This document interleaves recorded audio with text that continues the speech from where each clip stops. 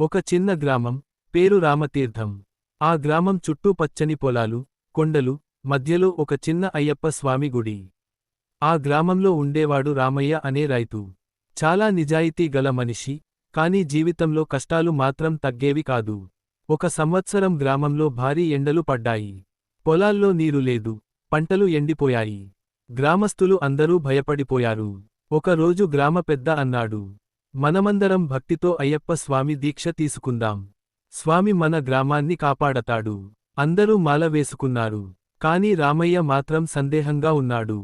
నేను పేదవాడిని, దీక్ష సరిగ్గా చేయలేను అన్నాడు. అప్పుడు గుడి పూజారి నవ్వుతూ చెప్పాడు, అయ్యప్ప స్వామికి డబ్బు కాదు రామయ్య, భక్తి ముఖ్యం. ఆ మాటలు విన్న రామయ్య కూడా మాల వేసుకున్నాడు. ప్రతిరోజు ఉదయం లేచి, స్వామియే శరణం అయ్యప్ప అని భక్తిగా జపించేవాడు. రోజులు గడిచాయి. ఒక రాత్రి గ్రామం మీద భారీ గాలివాన మొదలైంది. అందరూ భయంతో ఇళ్లలో దాక్కున్నారు. ఆ కనక గ్రామం పక్కనున్న చెరువు కట్ట తెగిపోవడానికి వచ్చింది. నీరు గ్రామంలోకి వస్తే అన్నీ కొట్టుకుపోతాయి. గ్రామస్తులు ఏం చేయాలో అర్థం కాక గబగబా పరుగులు తీశారు. అప్పుడు రామయ్య గట్టిగా, స్వామియే శరణం అయ్యప్ప అని అరిచాడు. అందరూ కలిసి అయ్యప్ప స్వామి నామస్మరణ చేస్తూ చెరువు దగ్గరకు వెళ్లారు. అదే సమయంలో ఆశ్చర్యంగా, భారీగా పడుతున్న వర్షం ఒక్కసారిగా తగ్గిపోయింది.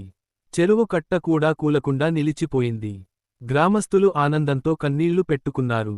అయ్యప్ప స్వామి మన గ్రామాన్ని కాపాడాడు అని జైకారాలు పెట్టారు. ఆ రోజు నుంచి రామయ్య గ్రామంలో పెద్ద భక్తుడిగా మారిపోయాడు.